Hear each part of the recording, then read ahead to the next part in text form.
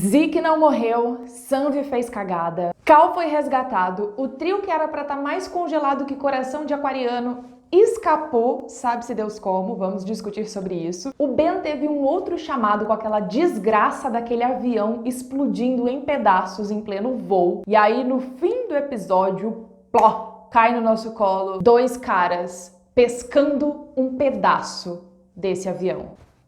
Será que esse avião é o Voo 828? O bom é que quando vocês pensam que Manifest não tem como segurar toda essa curiosidade, todo esse mistério com relação ao Voo 828 por mais uma temporada, Manifest vem aqui dar uma bofetada na cara de todo mundo, provando que sim, eles são capazes. E como eu já falei antes, está previsto para ser 6 temporadas. E eu acho que eles vão conseguir segurar esse mistério até o fim, sim. Mas obviamente, no desenrolar dessa história, nós vamos recebendo algumas respostas. Olá, seriadores, tudo bom com vocês? Sejam todos bem-vindos para mais um vídeo. Eu sou a Jussara, esse é o canal Vida de Seriatriz e no vídeo de hoje nós vamos discutir o último episódio da segunda temporada de Manifest. Se você é novo aqui no canal, seja muito bem-vindo. Eu espero que você goste do vídeo e se gostar, deixa o seu joinha que é super importante. Se inscreve no canal também, que a sua inscrição ajuda no crescimento do canal. E se você tem alguma teoria com relação a essa história, a Manifest, deixa aqui nos comentários que eu quero saber qual é a sua teoria. Primeira grande resposta que nós tivemos nessa season finale de Manifest.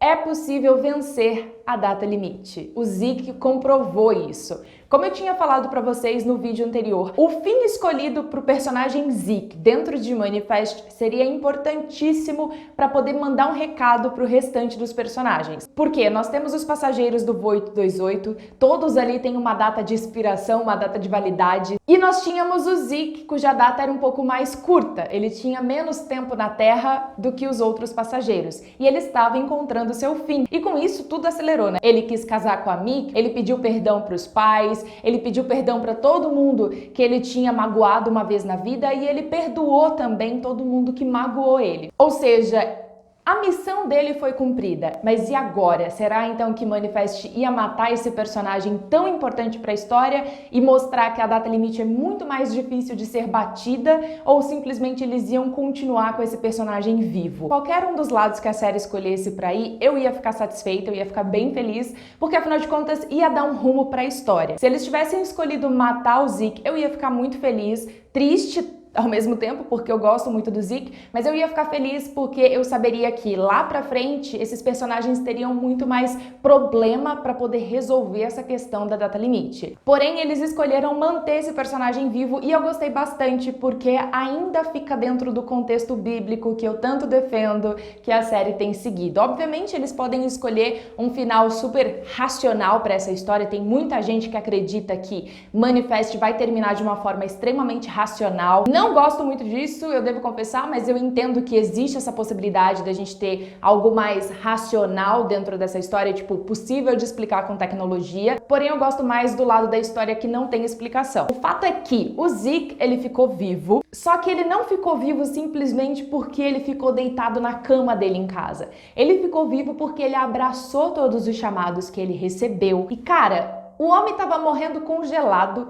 e ele decidiu sair no meio do gelo, mergulhar num lago de gelo para poder salvar o Cal. Se aquilo ali não é sacrifício, eu não sei o que é sacrifício nessa vida. Ele se sacrificou para poder recuperar o Cal, porque ele realmente gosta muito do Cal. E eu acho engraçado porque meio que encerrou um ciclo nesse momento. Porque o Zeke, ele foi introduzido através de um chamado que o Cal teve lá no passado. Então, lá no passado, o Cal teve um chamado onde ele via o Zeke e graças a isso, o Zeke pôde conhecer a Micaela, pôde ser incluído dentro dessa história. E agora, para encerrar esse ciclo, nós temos o Zeke resgatando o Cal, aceitando o chamado que ele recebeu e resgatando o Cal e morrendo no processo. Só que ele, obviamente, não morreu porque, de repente, desceu uma luz ali, o micro-ondas de Jesus foi ativado e voltou à vida. Descongelou total. Essa luz, eu não sei o que pensar dessa luz, porque Foi um combinado de eventos ali muito bizarro, né? Porque nós tivemos o chamado do Zeke, que coloca ele no lugar certo. Depois nós tivemos o raio que caiu ali no chão, naquela geleira, que estourou ali o lago e que fez todo mundo cair dentro do lago. E então nós temos o Zeke pulando dentro daquela água para resgatar o Cal. E depois nós temos aquela luz quentinha derretendo todo o gelo do Zeke, fazendo com que ele voltasse à vida. Então assim, o que o Zeke fez foi um sacrifício. E o que não falta na Bíblia são passagens onde nós vemos a respeito do sacrifício. Jesus se sacrificou pela humanidade, mas o fato é que sacrifício dentro da Bíblia é algo muito importante. E o Zeke, ele abraçou a ideia dos chamados e ele se sacrificou no final, então ele teve a permissão de continuar vivo. Eu achei isso maravilhoso, mas agora eu fico me perguntando o que isso significa. Agora que ele não tem a data limite, será que ele vai continuar recebendo os chamados normalmente? Ele é imortal agora? Ou ele simplesmente continua sendo humano? Ele renasceu? Ele tem uma segunda chance de viver uma vida completamente humana? O que significa continuar vivo depois da data limite? Eu acho que essa é a pergunta mais interessante para Manifest nesse momento. Agora, já que eu tô falando do Zeke, vamos falar então de toda a questão da Micaela junto com o Ben, junto com a Grace, porque a bichinha sofreu nesse episódio aqui. Como eu havia falado lá no meu vídeo anterior, a Micaela foi responsável sim pelo que aconteceu com o Cal. Ela deveria ter escutado o chamado e ela não escutou o chamado. Resultou no que? Os 3 caras full pistola com ela, querendo de volta a droga deles, que até agora eu não sei se essa droga é droga mesmo, se tem algo de diferente nessa droga. De qualquer forma, ela não fez o que o chamado pediu e isso acabou voltando negativamente para ela, com o sequestro do Cal, que fez com que o Ben e a Grace ficassem full pistola com a Micaela e a gente viu os dois soltando os cachorros pra cima dela nesse episódio. Foi super dolorido de assistir porque a própria Micaela já estava sofrendo muito com tudo isso, né? Então foi duro ver o Ben jogando na cara dela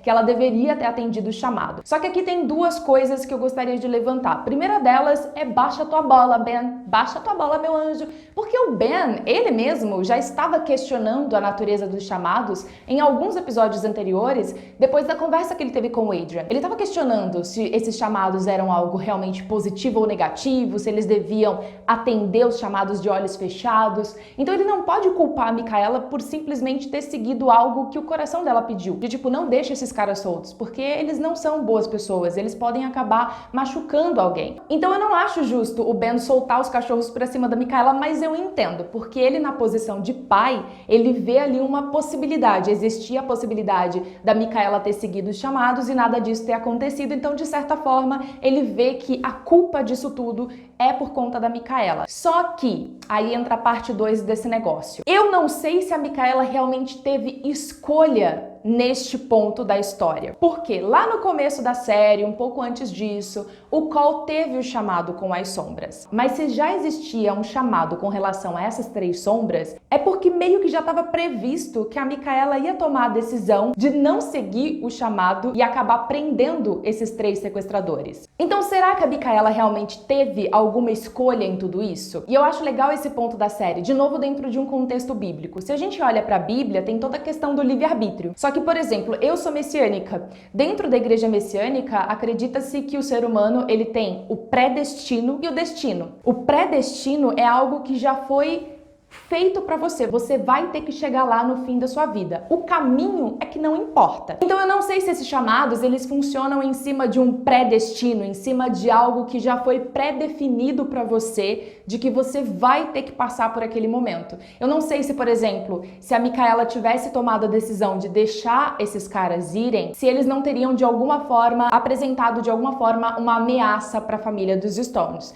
É algo que realmente a série me deixa aqui pensando a respeito. De qualquer forma, independente de qual seria o caminho seguido pela Micaela, isso provou ser importante. O que aconteceu provou ser muito importante, porque foi a partir disso que aconteceu que o Zeke teve a oportunidade de se sacrificar pelo Cal, finalizar a missão dele ali antes da data limite dele realmente se concretizar, e foi graças a isso que ele pôde continuar vivendo, que a gente teve a ressurreição do Zeke acontecendo dentro da série. Então, de novo, eu não sei se a Micaela realmente tinha escolha no que ela acabou fazendo lá no passado. E se de um lado nós temos o Zeke, que abraçou a ideia dos chamados e falou: dane-se, não vou me curar mais, agora eu vou aceitar o meu destino e vou firme até o fundo dessa história e ver no que acontece. Do outro lado nós temos a Sanvi. Amada, o que tá acontecendo com a Sanvi? Gente, eu estou desesperada, eu não sei o que está acontecendo com essa mulher. Até o momento, até o último episódio, penúltimo episódio dessa história, eu acreditava realmente que a Sanvi tinha um interesse em salvar o Zeke. Mas agora, nessa loucura que a Sanvi se encontra, eu tô começando a questionar se ela realmente quer salvar a vida do Zeke, o que ela não vai precisar fazer mais, porque o Zeke salvou a vida dele sozinho, ou se ela simplesmente, sendo uma cientista, precisa encontrar algo racional para explicar o que aconteceu com o Voito-28. Eu acho que é esse o problema dela e ela não admite isso. Ela precisa dar sentido a tudo isso e ela tá enlouquecendo nesse processo. E a gente já sabe, o Azuras já falou no livro dele lá no passado, que ir contra os chamados é algo muito perigoso. E a Sanvi tá fazendo exatamente isso. Só que a Sanvi pirou num nível, gente, que ela contou que o Vance tá vivo pra Major, basicamente ela entregou o Vance assim numa bandeja pra Major. E aí no final da história, gente, aconteceu. Eu tô desacreditada até agora com o que aconteceu. Sabe quando você simplesmente não esperava que algo assim fosse acontecer? Era eu. Se vocês me acompanham aqui no canal, vocês sabem que eu tava esperando que a Major fosse ser uma grande ameaça na terceira temporada. Então eu não tava esperando que a Sanvi fosse me matar a Major nesse final. Eu tô chocada com o que a Sanvi fez. Eu juro por Deus que eu tô chocada. E eu não sei o que isso significa. Por quê? Nesse embate entre as duas, a Sanvi descobriu que a Major tinha interesse de usar os chamados para criar soldados, para colocar pessoas trabalhando em favor dela, em favor do governo. Eu não sei para quem a Major trabalha. E eu não sei como a Major deixou tudo isso. Se ela abriu esse mistério do Voito-28 para muitas pessoas, quem poderia estar trabalhando com ela, quem pode ser uma ameaça muito maior do que a Major. E agora que a Major pode ter saído do jogo, porque eu não sei, né? Manifest pode ser que ela volte na outra temporada com uma explicação. Mas eu acredito que ela realmente morreu. E se ela realmente morreu, o que vai acontecer agora? Outra coisa que me preocupa bastante. A Major disse que ela tinha pessoas de olho nos Stones, de olho na Sanvi, de olho em todos os passageiros do Voito-28, etc, etc. A gente já sabe disso. Agora, quem é a pessoa que está infiltrada com os Stones? Porque a Major,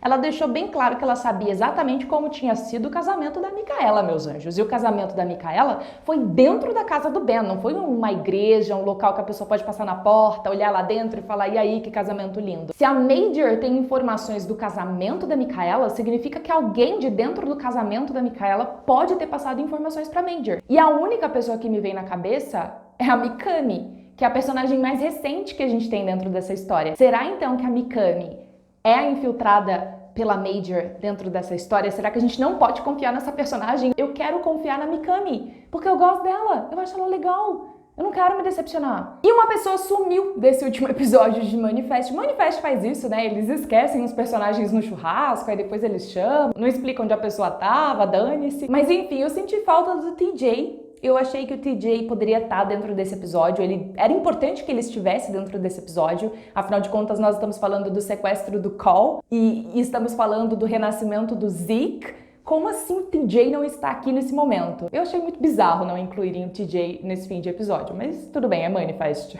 E não podemos esquecer a decepção barra alívio sentida pelo Jared quando ele viu que o Zeke continua vivo. Cara, eu não queria estar na pele do Jared, velho. Eu juro por Deus que eu não queria, porque ele fica feliz, ele fica aliviado que o Zeke continua vivo. Afinal de contas, isso vai fazer a Micaela muito feliz, ele quer a felicidade da Micaela. Mas de certa forma o cara deveria estar com uma certa esperançazinha, sabe? Tipo, tudo bem ela casar com o Zeke, porque logo ele vai morrer, Deus me livre, não queria ter esse pensamento, mas tô tendo. E ela pode acabar voltando a ser minha no futuro. Eu não sei. Eu posso estar sendo extremamente egoísta, mas eu acho que qualquer pessoa no lugar dele teria uma pontadinha de esperança, porque afinal de contas o Zeke estava claramente com o pé na cova. E aí quando ele vê o Zeke vivo, dá pra ver na cara dele a decepção, dá pra ver que ele tá ali pensando: por que, Deus? O que eu te fiz? Mas o bom é que ele não precisa ficar pensando nisso por muito tempo, porque ele tem uma outra preocupação muito maior nas costas dele agora, que é o fato de os 3 sequestradores que estavam ali no sequestro do Cole caíram dentro do lago. Eles sumiram? Para onde que esses homens foram? Porque eles caíram dentro de um lago que estava cercado de gelo por todos os lados, tinha um buraco de saída, que inclusive foi por onde o Zeke, o Cal, saiu. A gente não vê ninguém saindo por ali. Então, onde que estão os corpos desses 3 caras? E aí bateu uma dúvida aqui na minha cabeça. Será que a mesma luz que ressuscitou o Zeke, será que por algum acaso também não ressuscitou os 3 caras, os 3 sequestradores? E se ressuscitou e se eles estão ainda vivos em algum lugar, o que isso significa? Eles ainda representam uma ameaça para Micaela e para os Stones? Um deles eu acredito que, sei lá, pode ser que escolha tomar um caminho diferente, porque ele já se mostrou sendo um cara legal, ele soltou o Cal, enfim, tem esperança para ele ainda, mas os outros 2 eu fico me questionando se eles ainda continuam vivos, o que eu acredito que é o caso, porque senão eles não iam continuar com essa história, não teria motivo pra isso? Será que eles ainda representam uma ameaça pros Stones? E aí, quando tudo tava lindo, todo mundo dando as mãos, dividindo a mesma cama, cantando uma canção, o Ben tem um chamado com o avião explodindo. Again! Só que dessa vez, meus anjos, algo novo aconteceu. Pescadores encontraram um pedaço de um avião. E esse avião é da mesma companhia que voava o voo 828. O que isso significa? Esses pedaços são do voo 828? E se são, como assim? É do voo 828? Não, esse voo retornou. Ave Maria, o cara até faz ali um sinal da cruz. Então o que significa, de onde que é esse pedaço de avião? E sabe o que mais me enlouquece? O fato de que o avião que trouxe os passageiros no começo da série lá atrás foi explodido por alguém. Por quê? Eu vos pergunto. É o mistério que fica, gente. Eu amei essa jornada que nós fizemos até aqui e a gente se vê no próximo vídeo. Tchau!